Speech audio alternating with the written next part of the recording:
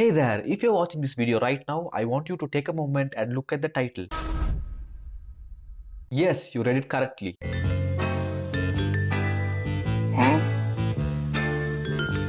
The number of views and other details you see is accurate and you may be wondering how that's possible. How? Well, let me tell you, it's not magic, but it's definitely something worth talking about. You see, in the era of digital content creation, creators like myself are finding innovative ways to engage with the audience. And one such innovation is YouTube automation.